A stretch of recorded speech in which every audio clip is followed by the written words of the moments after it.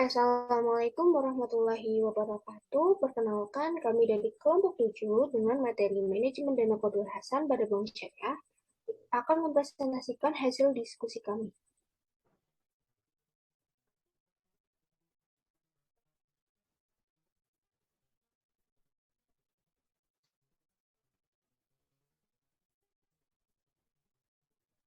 Sebelum menyampaikan materi, izinkan kami untuk memperkenalkan anggota kelompok. Yang pertama ada Dewi Anggriani, yang kedua ada Septi Istina, yang ketiga ada Rizky Aditya Fardana, dan yang keempat ada Gena Fiketsa. Next.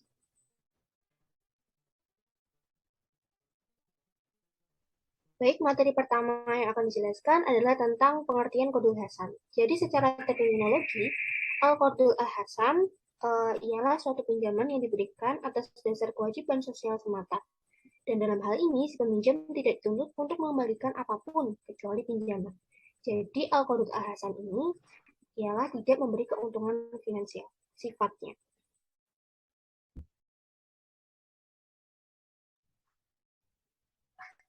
Pengertian lain dari pinjaman Qadul Hasan ini adalah jenis pinjaman yang diberikan kepada pihak yang membutuhkan dengan kriteria tertentu. Jadi, pinjaman Qadul Hasan ini bersifat sosial sehingga peminjam hanya mengembalikan sejumlah pokok pinjaman tanpa adanya imbal jasa atau bunga. Dan tujuan dari dana Qadul Hasan ini adalah sejalan dengan salah satu misi basis, yaitu untuk mengentaskan seorang mustahik menjadi muzaki.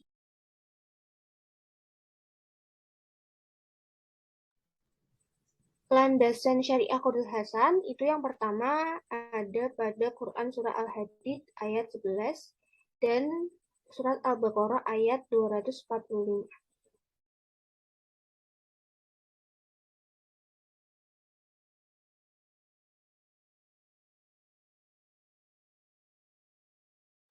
Untuk landasan syariah Qadul Hasan pada Quran Surah Al-Hadid ayat 11, yaitu yang artinya siapakah yang akan meminjamkan kepada Allah pinjaman yang baik, maka Allah akan melipat gandakan balasan pinjaman itu untuknya, dan dia akan memperoleh pahala yang banyak. Adapun firman Allah Subhanahu wa taala pada surah Al-Baqarah yaitu yang artinya siapakah yang mau memberi pinjaman kepada Allah, pinjaman yang baik, menafkahkan hartanya di jalan Allah, maka Allah akan memperlipat gandakan pembayaran kepadanya dengan lipat ganda yang banyak. Dan Allah menyempitkan dan melapangkan rezeki dan kepadanya lah kamu dikembalikan. Baik, selanjutnya akan dijelaskan oleh teman saya. Selanjutnya, rukun dan syarat kar. Yang pertama, pihak peminjam muktari. Yang kedua, dana kar atau barang yang dipinjam mukar. Yang ketiga, pihak pemberi pinjaman, mukrid, dan ijab kabul singhat. Next. Syarat dari akad kar atau kardu hasan yang harus dipenuhi dalam transaksi yaitu yang pertama, kerelaan kedua belah pihak, dan yang kedua, dana digunakan untuk sesuatu yang bermanfaat dan halal. Sumber dana kardu hasan.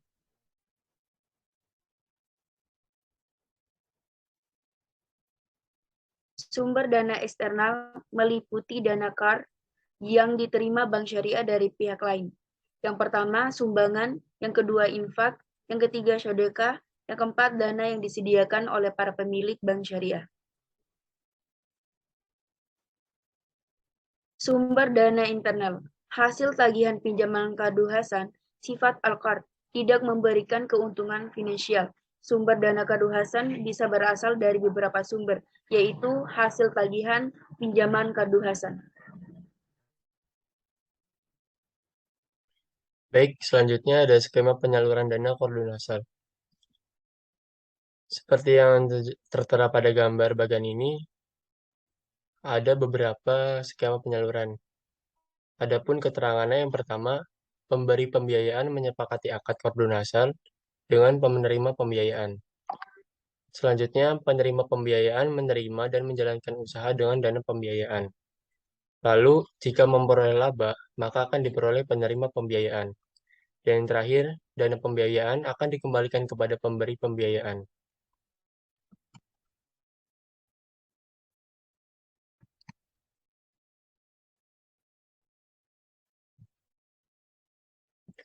Selanjutnya ada implementasi dana Qardul Hasan.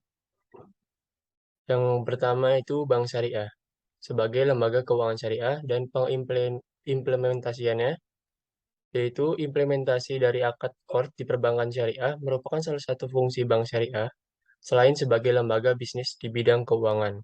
Bank syariah juga berfungsi sebagai lembaga sosial yang mengembangkan produk perbankan syariah yang bersifat tak baru.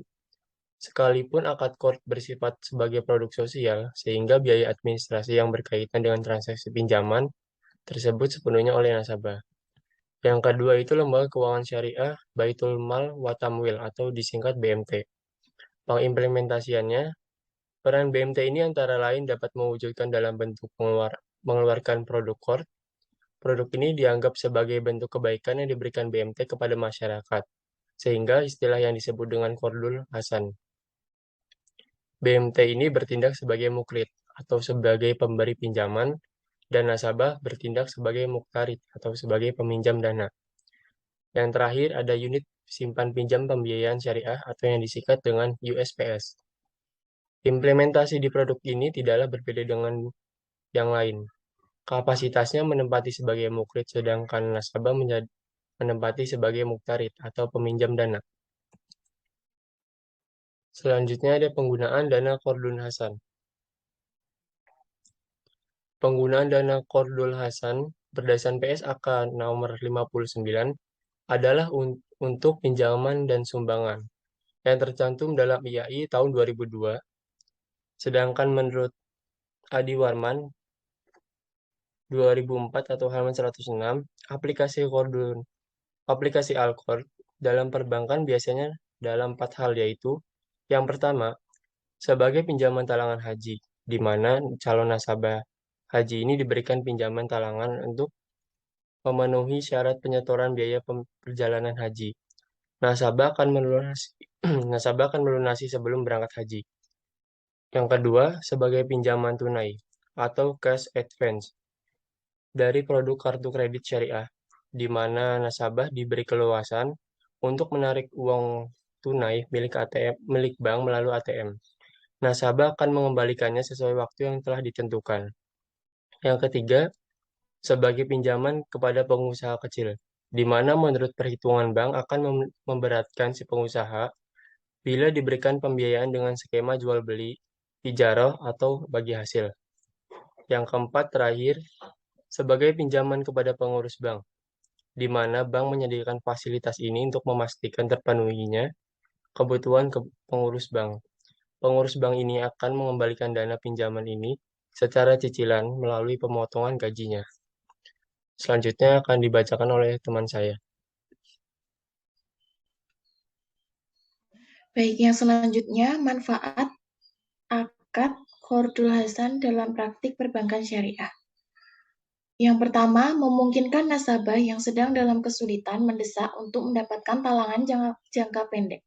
Yang kedua, Al-Qardul Hasan juga merupakan salah satu ciri pembeda antara bank syariah dan bank konvensional yang di dalamnya terkandung misi sosial, di samping misi komersial. Yang ketiga, pedagang kecil memperoleh bantuan dari bank syariah untuk mengembangkan usahanya, sehingga misi sosial bagi bank dalam membantu masyarakat miskin. Yang keempat, dapat mengalihkan pedagang kecil dari ikatan utang rentenir dengan mendapatkan utang dari bank syariah tanpa bunga.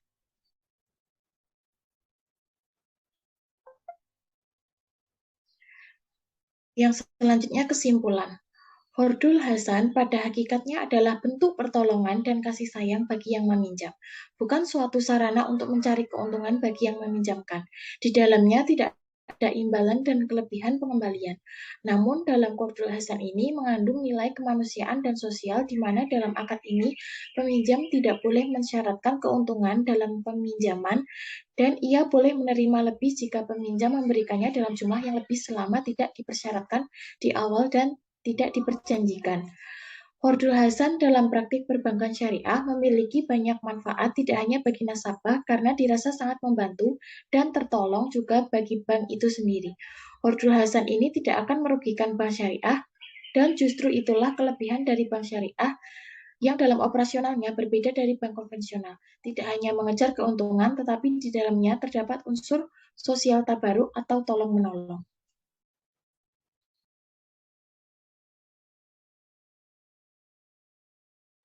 Baik, sekian presentasi dari kelompok 7. Ada kurangnya mohon maaf. Siang-siang pergi ke kota, jangan lupa beli alpukat. Demikian presentasi kita, semoga bisa bermanfaat. Sekian, wassalamualaikum warahmatullahi wabarakatuh.